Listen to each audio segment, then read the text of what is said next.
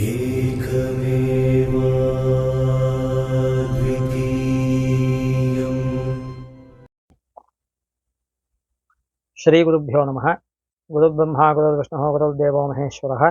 ಗುರುಃ ಸಾಕ್ಷಾತ್ ಪರಬ್ರಹ್ಮ ತಸ್ಮೈ ಶ್ರೀ ಗುರವೇ ನಮಃ. ಸರ್ವೇಭ್ಯೋ ಋಷಿಭ್ಯೋ ನಮಃ. ಸರ್ವೇಭ್ಯೋ ಶಾಸ್ತ್ರಪ್ರವರ್ತಕೇಭ್ಯೋ ನಮಃ.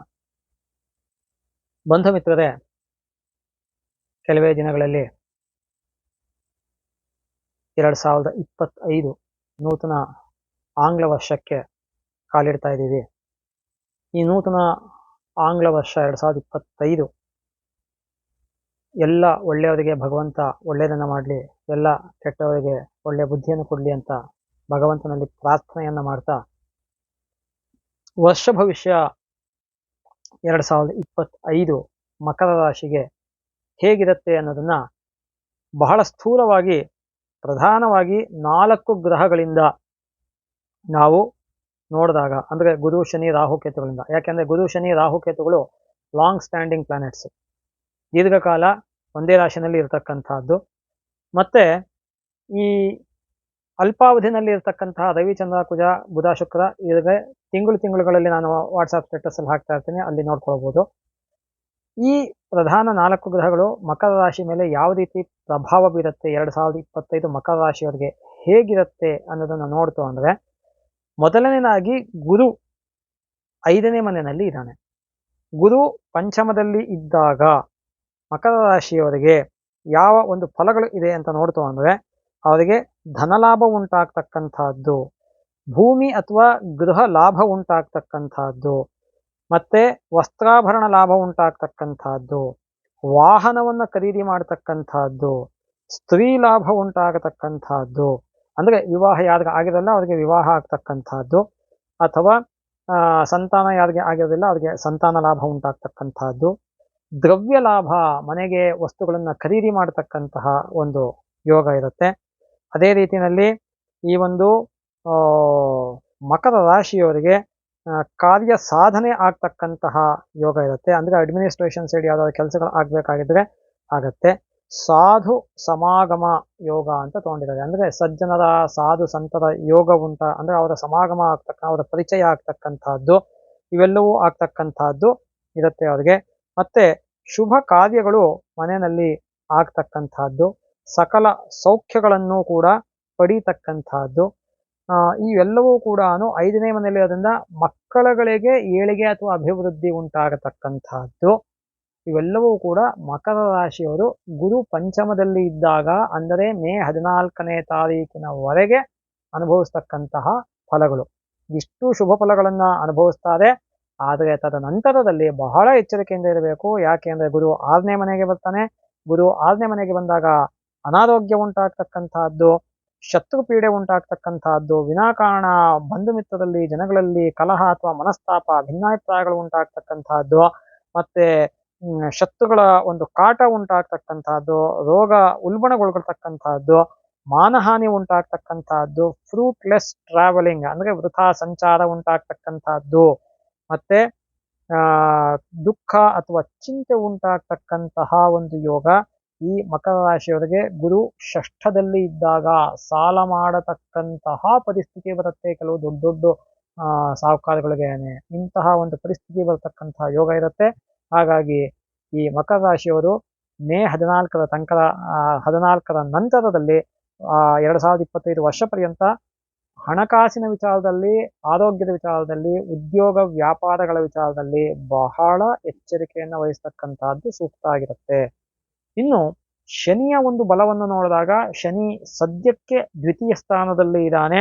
ಶನಿ 2ಯ ಸ್ಥಾನದಲ್ಲಿ ಇದ್ದಾಗ ಅಧಿಕ ಧನ ವ್ಯಯ ಅಥವಾ ಧನ ನಾಶ ಉಂಟಾಗ್ತಕ್ಕಂತಹದ್ದು, ಮತ್ತೆ ಮಾತಿನಿಂದ ಕಲಹ ಉಂಟಾಗ್ತಕ್ಕಂತಹದ್ದು, ಕುಟುಂಬದಲ್ಲಿ ಕಲಹ ಉಂಟಾಗ್ತಕ್ಕಂತಹದ್ದು, ಮಕ್ಕಳ ಬಗ್ಗೆ ಚಿಂತೆ ಅಥವಾ ಮಕ್ಕಳಿಂದ ತೊಂದರೆ ಉಂಟಾಗ್ತಕ್ಕಂತಹದ್ದು, ಇವೆಲ್ಲವೂ ಕೂಡ ಉಂಟಾಗ್ತಕ್ಕಂತಹದ್ದು. ಮತ್ತೆ ಕಣ್ಣಿನ ಸಮಸ್ಯೆ ಅಥವಾ ಕಣ್ಣಿನ ಬಾಧೆ ಉಂಟಾಗ್ತಕ್ಕಂತಹದ್ದು, ಈ ಎಲ್ಲ ಒಂದು ತೊಂದರೆಗಳು ಕೂಡ 2ಯ ಶನಿಯಿಂದ ಉಂಟಾಗ್ತಕ್ಕಂತಹದ್ದು. ಮಾರ್ಚ್ 29ರ ನಂತರದಲ್ಲಿ ಶನಿ ಮೀನರಾಶಿಗೆ ಹೋಗ್ತಾನೆ. ಆಗ ಶನಿ 3ನೇ ಮನೆಗೆ ಬರ್ತಾನೆ ಮಕರ ರಾಶಿಯವರಿಗೆ. ಆಗ ಮಕರ ರಾಶಿಯವರಿಗೆ ಶನಿ 3ಯ ಸ್ಥಾನದಲ್ಲಿ ಇದ್ದಾಗ ಧನಲಾಭ ಉಂಟಾಗ್ತಕ್ಕಂತಹದ್ದು, ಸ್ಥಾನ ಪ್ರಾಪ್ತಿ ಉಂಟಾಗ್ತಕ್ಕಂತಹದ್ದು, ಉದ್ಯೋಗದಲ್ಲಿ ಬಡ್ತಿ ಅಥವಾ ಲಾಭ ಅಂದ್ರೆ ಪ್ರಮೋಷನ್ಸ್ ಆಗ್ಬೋದು ಅಥವಾ ಸ್ಯಾಲ್ರಿ ಹೈಕ್ ಆಗ್ಬೋದು ಅಥವಾ ಎರಡೂ ಆಗ್ಬೋದು ಆಗ್ತಕ್ಕಂತಹ ಒಂದು ಯೋಗ ಇರುತ್ತೆ. ಶತ್ರು ನಾಶ ಆಗತಕ್ಕಂತಹ ಯೋಗ ಇದೆ. ದ್ರವ್ಯ ಲಾಭ, ಯಾವ್ದಾದ್ರು ದ್ರವ್ಯವನ್ನ ವಸ್ತ್ರಾಭರಣಗಳನ್ನಾಗಲಿ ಅಥವಾ ಒಂದು ವಾಹನವನ್ನಾಗಲಿ ಅಥವಾ ಬೇರೆ ಯಾವ್ದಾದ್ರು ನೂತನ ವಸ್ತುಗಳನ್ನಾಗಲಿ ಖರೀದಿ ಮಾಡತಕ್ಕಂತಹ ಒಂದು ಯೋಗ ಇರುತ್ತೆ. ಸೇವಕರಿಂದ ಅನುಕೂಲ ಆಗತಕ್ಕಂತಹ ಯೋಗ ತೃತೀಯದಲ್ಲಿ ಶನಿ ಇದ್ದಾಗ, ಅಂದ್ರೆ ನಿಮಗಿನ್ನ ಕೆಳವರ್ಗದಲ್ಲಿ ಯಾರು ಕೆಲಸ ಮಾಡ್ತಿರ್ತಾರೆ ಅವರು ನಿಮಗೆ ಫೇವರಬಲ್ ಆಗಿ ಇರ್ತಾರೆ. ವ್ಯಾಪಾರ ಆಗಿದ್ರೆ ನೀವು ಯಾವ ವ್ಯಾಪಾರಕ್ಕೆ ಇಟ್ಕೊಂಡಿರ್ತೀರ ಜನಗಳನ್ನ, ಅವರಿಂದ ನಿಮಗೆ ಅನುಕೂಲ ಆಗುತ್ತೆ. ಅವ್ರು ಇನ್ಯಾರನ್ನ ಗಿರಾಕಿ ಅಂತ ಕೊಡ್ಬೋದು ಅಥವಾ ಅವರು ಕೆಲಸ ಇನ್ನೂ ಚೆನ್ನಾಗಿ ಮಾಡ್ಬೋದು. ಈ ತರ ಆಗ್ತಕ್ಕಂಥ ಒಂದು ಯೋಗ ಇರುತ್ತೆ. ಮತ್ತೆ ತೃತೀಯದಲ್ಲಿ ಶನಿ ಇದ್ದಾಗ ಸಣ್ಣ ಪುಟ್ಟ ಟ್ರಾವೆಲಿಂಗ್ಸ್ ಆಗತ್ತೆ. ಹಾಗಾಗಿ ಈ ಮಕರ ರಾಶಿಯವರು ಮಾರ್ಚ್ ನಂತರದಲ್ಲಿ ಶನಿಯಿಂದ ಶುಭ ಫಲಗಳನ್ನ ಸಂವತ್ಸರ ಪರ್ಯಂತ ಅಂದ್ರೆ 2025 ಕಡೆ ತನಕನೂ ಕೂಡ ಪಡೀತಾರೆ. ಇನ್ನು ರಾಹು ಸದ್ಯದ ಪರಿಸ್ಥಿತಿಯಲ್ಲಿ ತೃತೀಯ ಸ್ಥಾನದಲ್ಲಿ ಇದ್ದಾನೆ.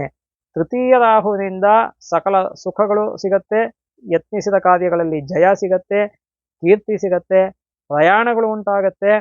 ಮತ್ತೆ ರಾಹು ತೃತೀಯದಲ್ಲಿದ್ದಾಗ ಒಡ ಹುಟ್ಟಿದವರೊಡನೆ ಭಿನ್ನಾಭಿಪ್ರಾಯ ಅಥವಾ ಕಲಹ ಅಥವಾ ಮನಸ್ತಾಪಗಳು ಉಂಟಾಗ್ತಕ್ಕಂತಹದ್ದು, ದ್ರವ್ಯ ಲಾಭ ಉಂಟಾಗ್ತಕ್ಕಂತಹದ್ದು, ಧನಲಾಭ ಉಂಟಾಗ್ತಕ್ಕಂತಹದ್ದು ಇವೆಲ್ಲವೂ ಕೂಡ ಇರುತ್ತೆ. ಆದರೆ ಕೆಲವು ಸತಿ ಕಿವಿ ಸಮಸ್ಯೆ ಬರ್ತಕ್ಕಂಥದ್ದು ಇರುತ್ತೆ, ಕರ್ಣಬಾಧೆ ಅಂತ ಹೇಳ್ತೀವಿ. ಅದಕ್ಕೋಸ್ಕರ ಸ್ವಲ್ಪ ಎಚ್ಚರಿಕೆಯಲ್ಲಿ ಇರ್ತಕ್ಕಂಥದ್ದು ಸೂಕ್ತ. ಆದರೆ ಮೇ 18ರ ನಂತರ ರಾಹು ದ್ವಿತೀಯ ಸ್ಥಾನಕ್ಕೆ ಬರ್ತಾನೆ.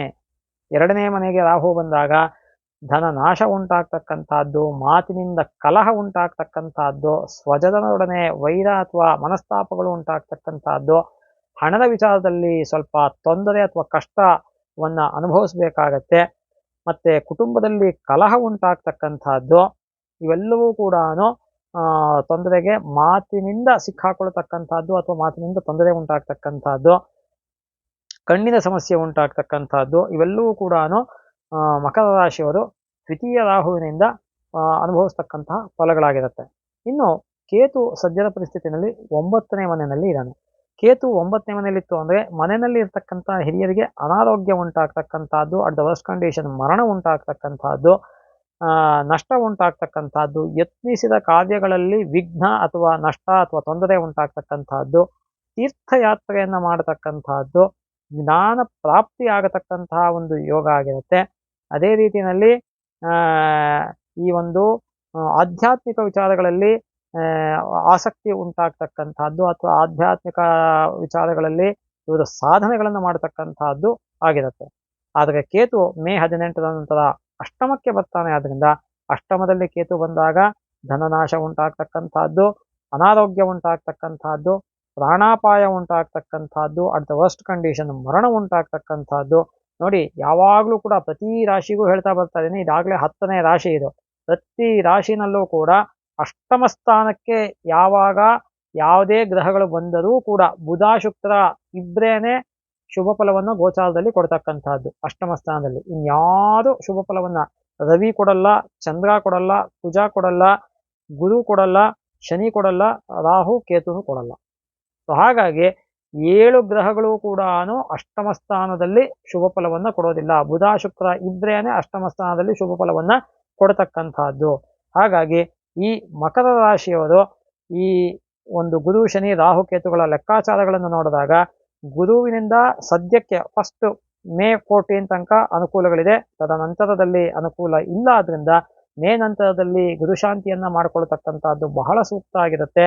ಅಂದ್ರೆ ಶಿವ ಮತ್ತೆ ವಿಷ್ಣುವಿನ ಆರಾಧನೆಯನ್ನ ಮಾಡ್ತಕ್ಕಂಥದ್ದು, ನೀವು ಯಾರನ್ನ ಗುರುಗಳು ಅಂತ ಕನ್ಸಿಡರ್ ಮಾಡಿರ್ತೀರೋ ಅಂತಹ ಗುರುಗಳಿಗೆ ಸೇವೆಯನ್ನ ಸಹಾಯವನ್ನ ಮಾಡ್ತಕ್ಕಂಥದ್ದು, ಬ್ರಾಹ್ಮಣ ವಟುಗಳಿಗೆ ಓದತಕ್ಕಂತಹ ವಿದ್ಯಾರ್ಥಿಗಳಿಗೆ ನಿಮ್ಮ ಕೈಲಾದಂತಹ ಸಹಾಯವನ್ನು ಮಾಡತಕ್ಕಂತಹದ್ದು. ಅದೇ ರೀತಿಯಲ್ಲಿ ಶನಿ ಸದ್ಯದ ಪರಿಸ್ಥಿತಿನಲ್ಲಿ ದ್ವಿತೀಯದಲ್ಲಿ ಇದಾನೆ. ಆದ್ರಿಂದ ಈ ಶನಿ ಶಾಂತಿಯನ್ನ ಅಂದರೆ ಪ್ರತಿ ಶನಿವಾರ ಈಶ್ವರನ ಆರಾಧನೆಯನ್ನ, ಆಂಜನೇಯನ ಆರಾಧನೆಯನ್ನ, ಆಂಜನೇಯಗೆ ಎಳ್ಳೆಣ್ಣೆಯ ದೀಪವನ್ನ, ಎಳ್ಳೆಣ್ಣೆ ದೀಪ ಮನೇಲಿ ಬೇಕಾದ್ರೂ ಹಚ್ಬೋದು ಅಥವಾ ದೇವಸ್ಥಾನದಲ್ಲಿ ದೊಡ್ಡ ದೊಡ್ಡ ದೀಪಗಳು ಇಟ್ಟಿರ್ತಾರೆ, ಅಲ್ಲಿಗೆ ಎಳ್ಳೆಣ್ಣೆನ ತೊಗೊಂಡೋಗಿ ಸುರಿತಾರೆ. ಯಾಕಂದ್ರೆ ಅದು ದೀಪ ಎಷ್ಟು ದೊಡ್ಡದಾಗಿರುತ್ತೆ ಅಂದ್ರೆ ಒಂದು 5-6 ಅಡಿ ಉದ್ದ ಇರುತ್ತೆ. ಅದು ಒಳಗಡೆ 1.5 ಲೀಟರ್ 2 ಲೀಟರ್ ಎಣ್ಣೆ ಹಿಡಿಯುತ್ತೆ. ಅವರ ಕೈಲಿ ಯಥಾಶಕ್ತಿ ಎಷ್ಟೆಷ್ಟಾಗುತ್ತೆ ಅಷ್ಟು. ಇನ್ನು ಕೆಲವರು ದೊಡ್ಡ ದೊಡ್ಡದು ಇನ್ನೂ ದೊಡ್ಡದು ಇಟ್ಬಿಟ್ಟಿರ್ತಾರೆ, ಅಖಂಡ ದೀಪ ತರ ಉದಿತಾ ಇರ್ತಾರ, ಅಂತ ಕಡೆಗೂ ತೊಗೊಂಡು ಹೋಗ್ಬೇಕಾದ್ರೆ ಹಾಕ್ಬೋದು ನೀವು. ಮತ್ತೆ ಕರಿ ಎಳ್ಳು ಅಥವಾ ಎಳ್ಳೆಣ್ಣೆನ ಸಾಧ್ಯ ಆದ್ರೆ ಪ್ರತಿ ಶನಿವಾರ ಇಲ್ಲ ತಿಂಗಳಿಗೆ ಒಮ್ಮೆ ಆದ್ರೂ ಒಂದ್ಸತಿ ದಾನ ಮಾಡ್ತಕ್ಕಂಥದ್ದು ಸೂಕ್ತ ಆಗಿರುತ್ತೆ. ಮತ್ತೆ ಈ ರಾಹು ದ್ವಿತೀಯ ಸ್ಥಾನಕ್ಕೆ ಬಂದಾಗ ಅಂದ್ರೆ ಮೇ 18ರ ನಂತರದಲ್ಲಿ ರಾಹು ನಿಂದ ತೊಂದರೆ ಉಂಟಾಗತ್ತೆ. ಅದೇ ರೀತಿಯಲ್ಲಿ ಕೇತುವಿನಿಂದನೂ ಕೂಡ ಮೇ 18ರ ನಂತರ ತೊಂದರೆ ಉಂಟಾಗುತ್ತೆ. ಅಲ್ಲಿ ತನಕ ಚೆನ್ನಾಗಿದೆ, ಪರವಾಗಿಲ್ಲ. ಆದ್ರೆ ಮೇ 18ರ ನಂತರದಲ್ಲಿ ರಾಹುಕೇತುಗಳ ಬಾಧೆ ಉಂಟಾಗತ್ತೆ. ಆದ್ರಿಂದ ಗಣಪತಿಯ ಆರಾಧನೆಯನ್ನು ಮಾಡತಕ್ಕಂತಹದ್ದು ಸೂಕ್ತ ಆಗಿರುತ್ತೆ. ನಾಗದೇವತೆಗಳ ಆರಾಧನೆಯನ್ನು ಮಾಡತಕ್ಕಂತಹದ್ದು ಸೂಕ್ತ ಆಗಿರುತ್ತೆ. ಸರ್ಪದೇವತೆಗಳ ಆರಾಧನೆಯನ್ನ ಮತ್ತೆ ಸುಬ್ರಹ್ಮಣ್ಯೇಶ್ವರನ ಆರಾಧನೆಯನ್ನು ಮಾಡತಕ್ಕಂತಹದ್ದು ಸೂಕ್ತ ಆಗಿರುತ್ತೆ.